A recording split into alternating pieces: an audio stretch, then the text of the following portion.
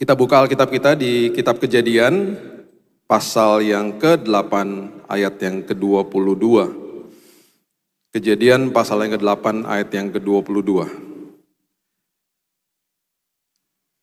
Di dalam hidup ini kita pasti akan melewati perubahan demi perubahan, dan musim demi musim, dan itu semuanya bagi Tuhan sudah biasa.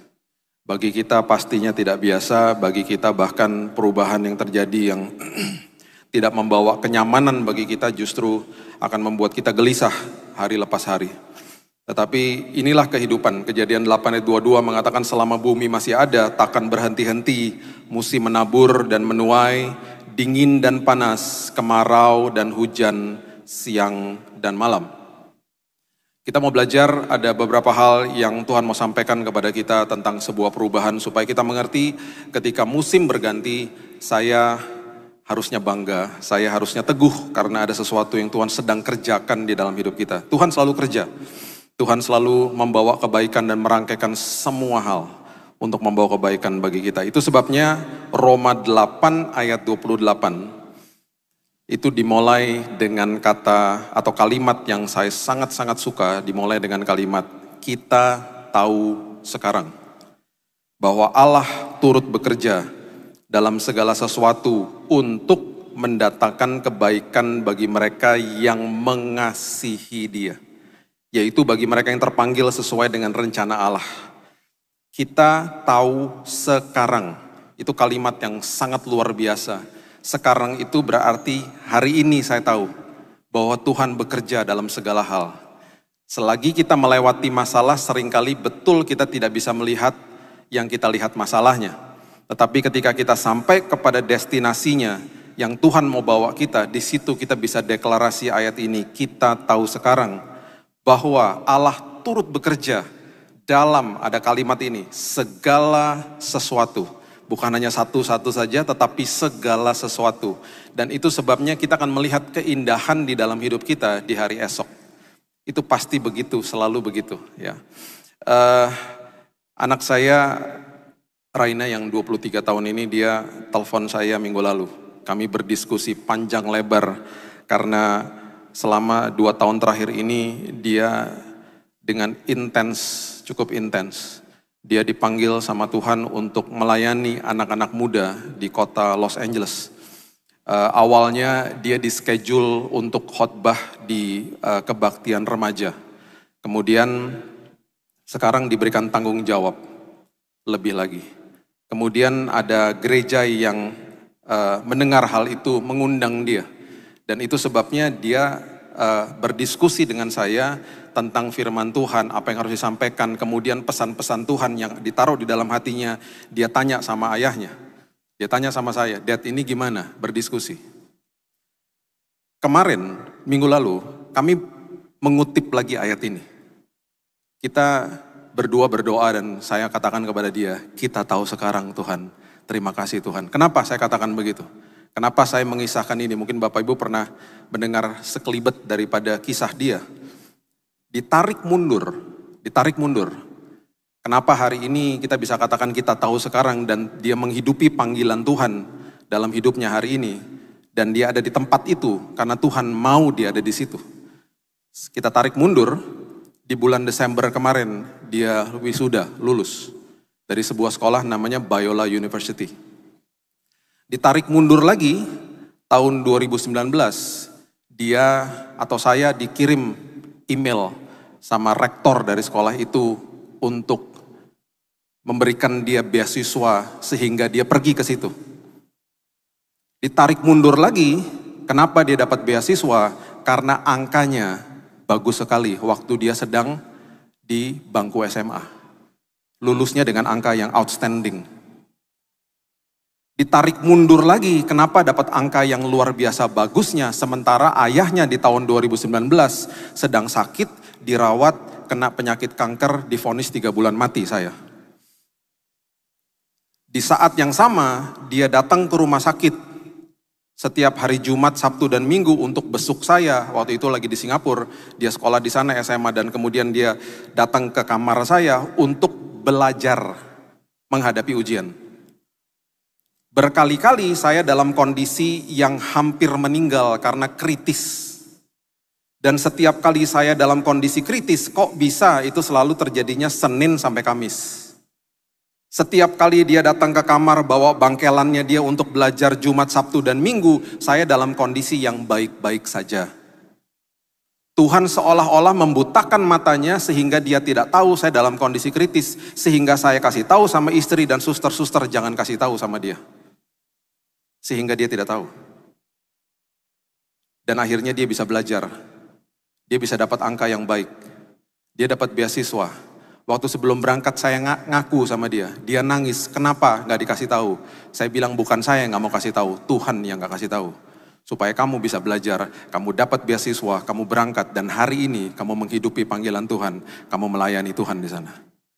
Dan hari ini kita bisa deklarasi, Roma 8 ayat 28 ini. Dengan mendeklarasi, kita tahu sekarang. Itu sebabnya ketika berhadapan sama masalah, jangan mengeluh sama Tuhan. Selalu maju dengan katakan, terima kasih Tuhan, karena saya tahu Tuhan sedang kerja.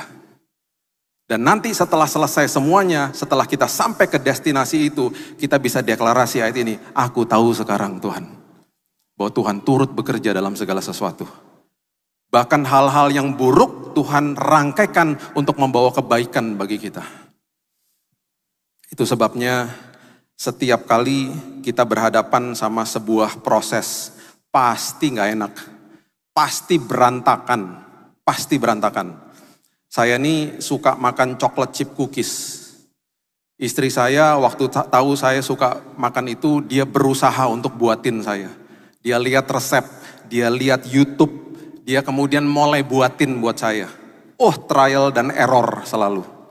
Gak pernah beres-beres. Dan akhirnya dia menemukan resep. Ini mumpung istri saya nggak ada, jadi saya kasih tahu sama Bapak Ibu resepnya. Tepung 250 gram, coklat chipnya 500 gram. Kalau istri saya nonton, mohon maaf sayang, kasihan jemaat harus tahu juga. Saya kasih tahu nih resepnya. Dia buat dengan komposisi seperti itu, dan waktu saya makan, saya bilang, ini the best. Jadi kalau itu coklat chip cookies baru jadi, keluar dari oven panas-panas, saya buat mesin kopi di rumah pakai espresso, itu lagi menikmati coklat chip cookies sama minum kopi espresso, siapapun telepon gak akan saya angkat. Karena saya sedang menikmati hadirat Tuhan yang begitu dahsyat. Saking enaknya. Nah, waktu dia lagi buat, di atas meja, itu ada gula, ada tepung, ada coklat, ada segala macam. Berantakan. Gak mungkin dong saya datang, saya bilang gini, udah daripada kamu repot-repot tak makan aja satu-satu, toh juga nanti nyampur di dalam sini. Gak enak rasanya. Dia harus buat, dia harus rangkaikan dengan sedemikian rupa supaya jadi sebuah coklat chip cookies yang sangat enak. Itu juga demikian dengan Tuhan. Semua yang jelek-jelek, bahkan masa lalu kita dan apapun yang kita lakukan. Kalau kita bertobat dan kita datang kepada Tuhan dan kita katakan, Tuhan, aku serahkan hidupku, masa depanku kepada Tuhan. Dia adalah pakarnya untuk merangkaikan semuanya dan mendatangkan kebaikan bagi kita. Itu Tuhan. Di situ kita bisa deklarasi akhirnya, aku tahu sekarang Tuhan, bahwa Tuhan bekerja dalam segala hal. Itu pertama. Yang kedua, Roma 8 ayat 29. Di dalam setiap perubahan, Tuhan selalu mengingatkan kita tentang siapa kita, tentang gambar diri kita, tentang identitas kita di dalam Tuhan. Roma 8 ayat 29 mengatakan begini, sebab semua orang yang dipilihnya dari semula, mereka juga ditentukannya dari semula untuk menjadi serupa dengan gambaran anaknya. Supaya ia, anaknya itu menjadi yang sulung di antara banyak saudara. Kita sedang diingatkan, kita sudah diberikan identitas, kita diciptakan serupa dan segambar. Kita diingatkan, ingat loh nak, kamu tuh serupa dan segambar seperti aku. Di dalam semua perubahan, kita tuh diingatkan terus sama dia. Ya. Di tahun 2005, tepatnya di bulan Maret tanggal 11, ada seorang kriminal bernama Brian Nichols. Dia Hari itu adalah hari persidangannya dia. Karena dia adalah seorang kriminal dan dia adalah seorang yang melakukan tindakan memerkosa orang. Ini kriminal tingkat tinggi. Di hari persidangannya dia berhasil mencuri senjata daripada polwan yang menjaga dia. Polwan itu dipukul sama senjatanya, pingsan. Brian Nichols dengan senjata itu masuk ke ruang persidangan. Dia menembak hakim, polisi, dan satu reporter, dan tiga-tiganya meninggal. Brian Nichols kemudian keluar dari ruang persidangan, dari tempat courtroom itu, gedung pengadilan itu, dia mengambil mobil, dia lari. Terjadilah kejar mengejar dengan polisi, dia sempat masuk ke dalam sebuah rumah lagi, dia sempat menyandera orang, dia ambil mobilnya, ganti mobil, dia bunuh lagi orang di situ. Dan akhirnya dia masuk lagi ke dalam sebuah rumah untuk bersembunyi. Dan itu adalah rumah seorang anak Tuhan yang bernama Ashley Smith. Ketika dia masuk ke sana, Ashley Smith ini disandera sampai 7 jam. 7 jam. Dan selagi disandera selama 7 jam, Ashley Smith mendapatkan hikmat dari Tuhan. Untuk memberitahu kepada Brian Nichols tentang sebuah buku yang sangat-sangat indah. Namanya Purpose Driven Life. Karangan Rick Warren.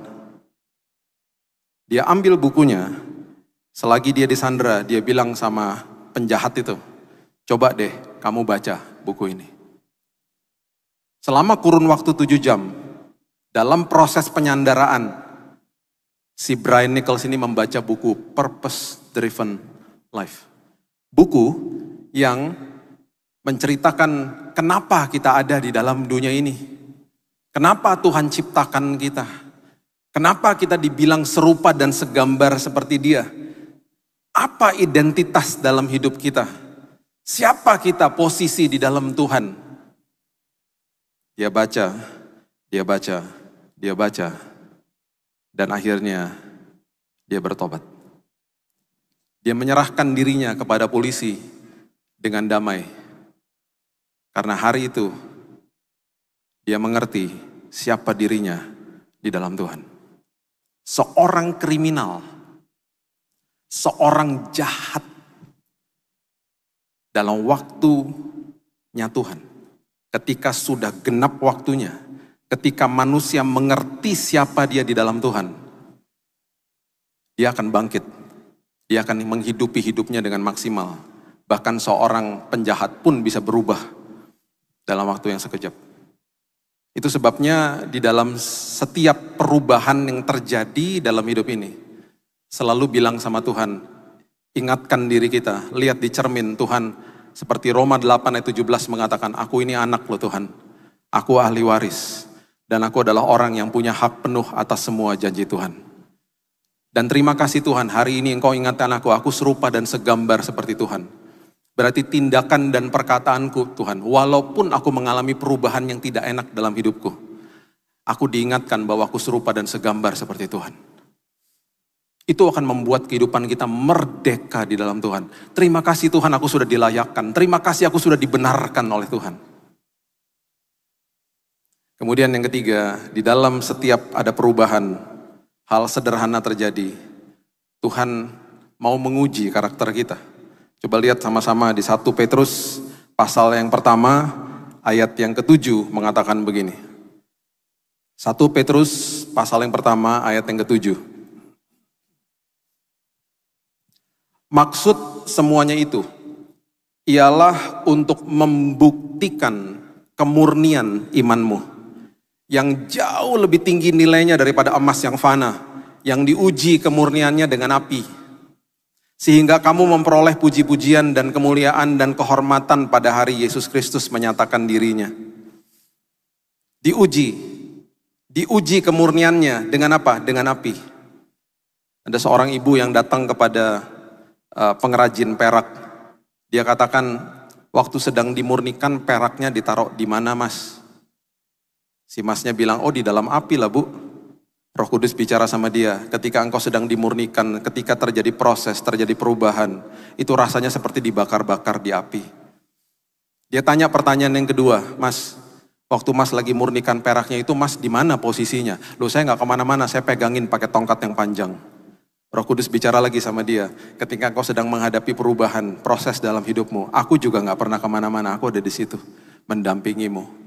Pertanyaan ketiga, kapan mas tahu bahwa perak itu selesai dimurnikan? Oh gampang, ketika aku bisa bercermin di perak itu, aku bisa melihat diriku selesai proses pemurniannya. Roh Kudus bicara lagi sama dia, ketika aku memandang dirimu dan aku melihat karakter Kristus di dalammu, seolah-olah aku bercermin kalau aku melihat dirimu. Selesai pemurniannya, naik levelnya, naik dimensinya, naik tanggung jawabnya. Itu Tuhan. Jadi di dalam segala apapun perubahan proses, mengucap syukurlah dan katakan terima kasih Tuhan, aku sedang dibuat makin serupa, makin segambar seperti Tuhan. Supaya karakterku terus berubah. Untuk menguji imanku ini. Satu hari saya ada di sebuah penerbangan yang sangat jauh dengan anak saya yang wanita ini. Kami pergi berdua karena istri saya sudah sampai di tujuan dengan adiknya. Jadi kami berdua di pesawat yang sangat besar. Saya mengerti dunia aviasi. Saya mengerti industri aviasi. Saya belajar, Bapak Ibu sudah pernah saya share lah, saya suka ke flight simulator dan punya sertifikat lah, suka lah saya. Jadi saya paham dunia aviasi. Kami terbang dengan pesawat Boeing 777. Kami duduk di paling belakang. Ada 2 bangku di paling belakang, konfigurasinya. Jadi supaya bisa private, supaya bisa berdua sama anak saya, kami paling belakang. Ketinggian kira-kira 12.000 kilo, 38.000 kaki di atas. Di dalam cruising altitude, di dalam sebuah perjalanan yang sangat panjang itu, di atas Samudra Atlantik, tiba-tiba pesawat itu tergoncang dengan sangat keras. Kalau naik pesawat kecil, biasa kalau kita naik domestik itu ada Airbus 320, Boeing 737, itu kalau goyang ya udahlah karena memang dia mid size, pesawat yang ukurannya medium.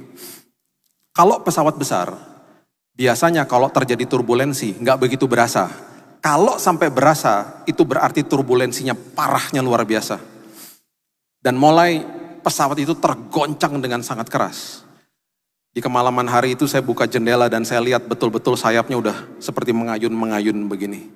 Saya tahu di dalam dunia aviasi zaman modern ini tidak ada satupun pesawat yang jatuh gara-gara turbulensi. Karena memang pesawat sudah didesain untuk tahan dengan turbulensi. Tetapi tetap aja yang namanya kita di atas, yang namanya nervous ya pasti ada gitu ya. Dan anak saya mulai pegang tangan saya dan dia di kemalaman hari dia mulai tanya, Dad, what's going on? Apa yang terjadi? Saya berusaha menenangkan dia walaupun saya juga nervous. Saya bilang, it's okay, gak apa-apa. Saya peluk dia. Di sebelah saya, di bangku tengah, itu ada 2 anak kecil, wanita, sedang pegangan sama tangan papanya.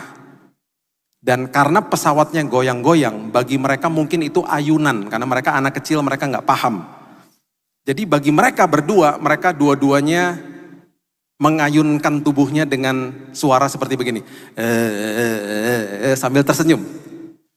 Waktu saya lihat, saya dalam pikiran saya, iya ya, ketakutan itu kan cuma di dalam pikiran. Bagi mereka ayunan, bagi yang lain semuanya nervous. Yang namanya turbulensi pasti ada akhirnya. Waktu turbulensinya stop. Kedua anak wanita ini, mereka mulai ngomong gini, ya kenapa stop? Saya bilang, ya stop lah, masa mau terus-terusan? Mereka sedih karena goyang-goyangnya stop dan berhenti. Saya tertawa, anak saya tertawa. Harusnya di dalam hidup ini, ketika ada goncangan-goncangan, tersenyumlah. Karena kita sedang pegangan sama tangan Bapa di sorga. Sama sumber atas segala sumber. Dan pasti ujungnya aman dan nyaman. Amin. Pasti ujungnya aman dan nyaman. Walaupun goncangannya berat. Walaupun perubahannya tidak enak. Kita sedang berjalan bersama Raja atas segala raja. Itu sebabnya pasti perlindungan dan penyertaan Tuhan tidak pernah gagal dalam hidup ini. Yang keempat, di dalam sebuah perubahan, Tuhan sedang ngajari kita yang namanya prioritas. Prioritas. Di situ kita bisa paham, oh iya ya Tuhan, yang itu sebenarnya nggak penting. Saya di kamar rumah sakit, terbaring, malam hari istri saya pulang ke apartemen temannya. Sudah sepakat karena supaya dia tidak sakit juga. Dia balik baru besok siang. Malam hari ada 3 selang yang nyangkut di sini. Selang kemo, selang NaCl, infus sama transfusi darah. Dilancepin di sini. Malam hari saya bilang sama suster jangan masuk kamar. Jadi malam hari itu cuman saya kesunyian malam dengan mesin regulator yang berbunyi nit, nit, nit setiap malam. Di situ saya dengar suara Tuhan jelasnya luar biasa, saya jurnalkan satu-satu. Dan saya sempat bertanya satu hari, saya bilang gini, dan itu yang membuat juga saya akhirnya tersenyum dan malu juga. Saya bilang gini, Tuhan, kenapa nggak dari dulu ngomongnya sejelas ini? Tiba-tiba ada suara di hati saya bilang gini, dari dulu juga saya selalu bicara, Bill, cuma kamu saja yang pikiran kamu klaster dan terlalu sibuk. Sana sini, sana sini. Hari ini kamu belajar tentang prioritas dalam hidupmu, untuk melatih pendengaran rohanimu dengan lebih peka lagi. Coba lihat Kisah Rasul pasal yang ke-23. Di ayat yang ke-11 firman Tuhan katakan begini.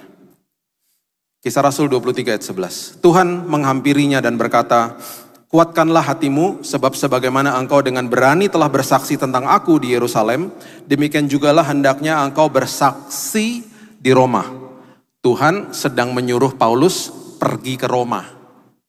Kalau Tuhan suruh, kalau Tuhan ajak, udah pasti kita sampai ke tujuan dengan selamat. Ya, kita lihat ini dan kita nanti lihat ayat yang terakhir. Apa perbedaannya? Kalau Tuhan yang suruh, kalau Tuhan yang pergi bersama dengan kita, kalau Tuhan yang mengarahkan arahnya, sudah pasti kita sampai di sana. Mau apapun perubahan, mau apapun proses yang terjadi di tengah-tengahnya, kita sampai dengan selamat. Ya, itu sebabnya Paulus mengerti bahwa saya pasti sampai dengan selamat. Paulus menumpang sebuah kapal. Yang kapal itu berangkat dari Alexandria menuju ke Roma, membawa muatan gandum. Prioritas daripada kapal ini adalah gandumnya. Gandumnya harus dibawa sampai ke Roma, sampai di sana nanti akan di-unload dan kemudian mereka dapat bayaran. Itu prioritas, karena kapal kargo. Ada 276 orang yang ada di dalam kapal itu. Tiba-tiba terjadilah badai.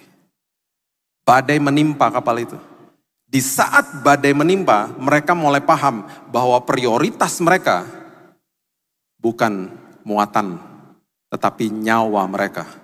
Betul, secara berkala mereka mulai buang muatan-muatan kapalnya.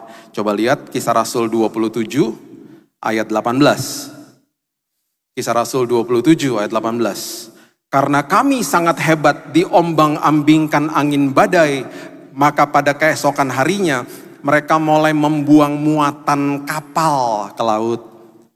Mereka mulai membuang muatan kapal ke laut. Progresif nih.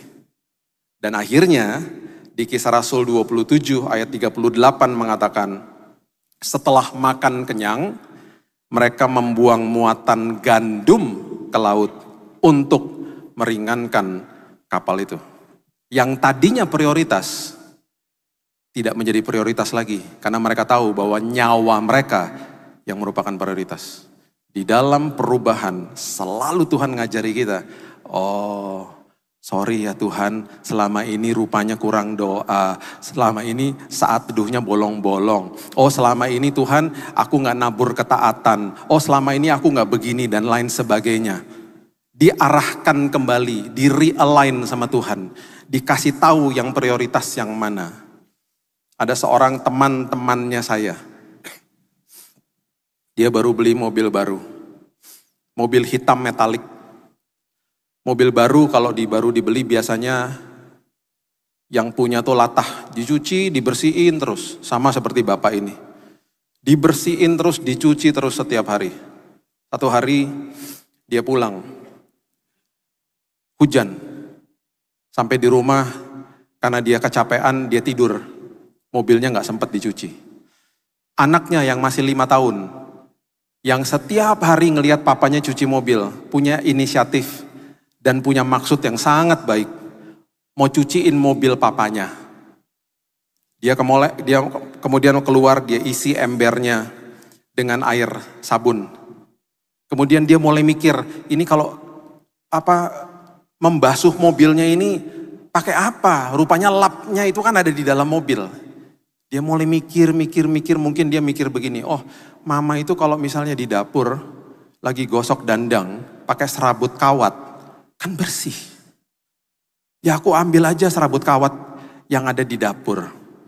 Dia ambil serabut kawatnya, dicelupin ke air sabun, dia gosok mobil hitam metalik itu dengan serabut kawat. Ngik, ngik, ngik, bunyi dong, metal sama metal.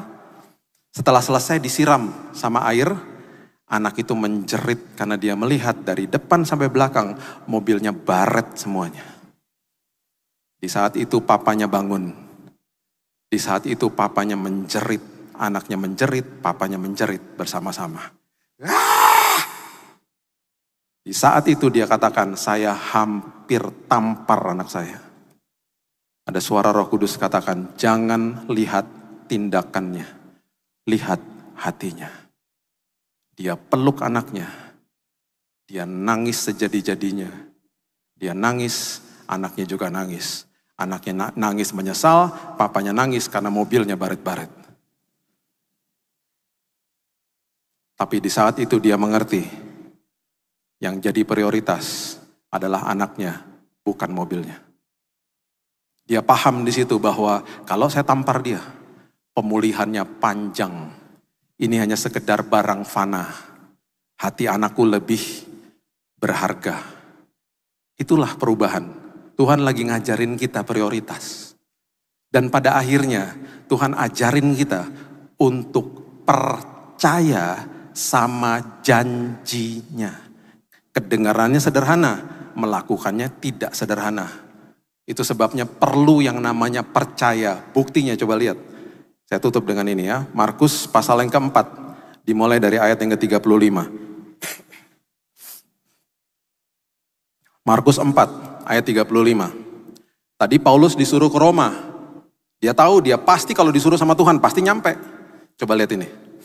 Ini murid-muridnya. Murid-muridnya tidak mudeng. Coba lihat ini. Pada hari itu, waktu hari sudah petang, Yesus berkata kepada mereka, marilah kita bertolak ke seberang. Kalau Yesus yang suruh bertolak ke seberang, udah pasti sampai ke seberang. Namanya Yesus kok. Kalau saya, yuk kita bertolak ke seberang, belum tentu selamat. Ya saya yang bawa kok manusia, ada keterbatasan. Kalau Tuhan yang bicara, kalau Yesus yang bicara, marilah kita bertolak ke seberang, itu artinya sama dengan kita pasti sampai ke seberang dengan selamat. Harusnya murid-muridnya mudeng. Nah sekarang pertanyaan saya, apakah Yesus tahu akan ada badai? Tahu. Apakah Yesus tahu dia akan tidur nanti di buritan di kapal? Tahu. Yesus 100% manusia juga. Dia mengalami keletihan, lapar, ngantuk. Dia mengalami hal seperti kita. Itu sebabnya dia tahu. Dia berfirman dulu supaya firmannya memproteksi perjalanan mereka. Dan mereka pasti sampai ke seberang dengan selamat. Walaupun ada badai, dia mau tidur. Dengan kata lain, jangan bangunin dia. Gitu loh maksudnya. Coba lihat kisahnya. Ayat 36. Mereka meninggalkan orang banyak, lalu bertolak dan membawa Yesus beserta dengan mereka dalam perahu di mana Yesus telah duduk, dan perahu-perahu lain juga menyertai dia.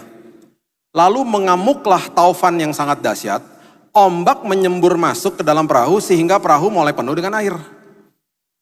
Ingat ya, ada orang yang ditinggal, gak ikut sama perahu itu. Banyak orang Kristen yang dalam posisi ini sedang mengalami badai, ngelihat orang yang tidak ikut di perahu kehidupan ada di pinggir, mereka akan bilang, Tuhan kenapa mereka enak-enak saya tidak, dan kenapa mereka diberkati saya tidak. Ini prinsip yang harus kita luruskan. Saya lebih baik ada di dalam perahu yang mengalami badai dan ada Yesusnya, daripada tinggal di tepi nggak ada badai, dan nggak ada Yesus. Nggak mengalami perubahan, nggak mengalami yang namanya pertumbuhan rohani, nggak ngalami Tuhan. Lebih baik saya ada di dalam perahu walaupun ada badai tapi ada Yesus di situ. Jadi hati-hati dengan prinsip ini. Dan ini yang terjadi. Pada waktu itu ayat 38, Yesus sedang tidur di buritan di sebuah tilam. Harusnya jangan dibangunin. Dia udah berfirman kok, marilah kita bertolak ke seberang. Ombak udah menyembur masuk, Pak. Biarin aja dia tidur, pasti sampai ke seberang dengan selamat. Ada Yesus kok. Tapi enggak, murid-muridnya enggak mudeng. Enggak percaya sama janji Tuhan. Itu sebabnya ini yang terjadi. Murid-muridnya membangunkan dia dan berkata kepadanya, gini nih, berkatanya begini lagi. Guru, engkau tidak peduli kalau kita binasa. Bukankah itu banyak jeritan anak-anak Tuhan seperti begitu? Tuhan, kenapa sih kok gak peduli? Kenapa sih Tuhan kok gak dengar doa saya? Ingat, tidak pernah sedetik pun dia tinggalkan kita loh. Jadi jangan pernah berdoa, Tuhan kenapa kok gak dengar doa saya? Ia pun bangun, ayat 39, menghardik angin itu, berkata kepada danau itu, diam tenanglah. Ya Tuhan penuh dengan kasih karunia, lalu angin itu reda, danau menjadi teduh sekali. Perhatikan ayat 40, ayat terakhir ini. Lalu ia berkata kepada mereka. Dia berkata apa? Duh, terima kasih ya. Kamu udah bangunin aku. Hampir loh kita mati sama-sama. Aduh, terima kasih loh. Untung kamu bangunin aku. Kalau enggak kita tenggelam, mati kita semuanya. Yesus ngomong gitu, enggak. Dua pernyataan yang dia katakan kepada murid-muridnya. Dia katakan begini. Kenapa kamu begitu takut? Dan ini yang nancep sekali dia katakan gini. Mengapa kamu tidak percaya? Dengan kata lain Yesus katakan begini, harusnya kamu gak bangunin aku. Kan udah dengar dari awal, marilah kita bertolak ke seberang. Kenapa kamu gak percaya? Makanya ya, kalau yang naik perahu ini jemaat Betaningin dan pasti beda ayatnya. Karena Bapak Ibu tidak akan bangunkan Yesus, amin. Di awal sama, di awalnya sama. Ombak menyembur masuk, mereka meninggalkan orang di tepi, sama. Yesus bertolak ke seberang dengan jemaat Betaningin dan depannya sama ayatnya. Tapi ketika ombak menyembur masuk, semua jemaat Betaningin dan gandengan tangan. Jangan bangunkan Yesus, pasti gitu. Ada satu orang yang biasanya cuma datang ibadah Paskah sama Natal aja. Imannya goyah dong. Dia yang berteriak, bangunin. Mati nanti kita, jangan, semua teriak. Tadi dia udah bilang marilah kita bertolak ke seberang, yang artinya adalah semuanya rame-rame, kita pasti sampai ke seberang dengan selamat, pasti gitu. Ombak udah segini. Dan akhirnya perahu itu sampai ke seberang dengan selamat. Di situ baru Yesus bangun dan dia katakan apa? Wahai jemaat Betaningin dan besar imanmu, luar biasa engkau. Engkau mengerti janji-janjiku. Makanya kalau terjadi perubahan, seperti kedua anak tadi, walaupun goyang-goyang, kita aman bersama Raja atas segala Raja. Dan kita pasti sampai ke ujung dengan selamat, karena kita beserta dengan Tuhan kita yang luar biasa. Berikan tepuk tangan kita untuk Tuhan kita. Bapak terima kasih, mengucap syukur buat pagi yang indah ini ya Tuhan. Apapun perubahan, apapun musim yang kami hadapi dalam hidup ini. Kami deklarasi hari ini Tuhan, kami percaya bahwa Tuhan bekerja dalam segala sesuatu untuk mendatangkan kebaikan bagi kami. Kami diingatkan Tuhan bahwa kami ini serupa dan segambar seperti Tuhan. Kami diuji iman kami supaya makin teguh, makin kuat bersama Tuhan. Dan kami makin mengerti prioritas dalam hidup ini. Dan pada akhirnya kami tahu dan makin percaya betapa berharga dan berartinya sebuah janji firman Tuhan atas hidup kami. Ada 7.000 lebih janji firman Tuhan. Itu sebabnya hari ini Tuhan kami tidak akan pernah ketakutan karena kami berjalan bersama sumber atas segala sumber. Raja atas segala raja.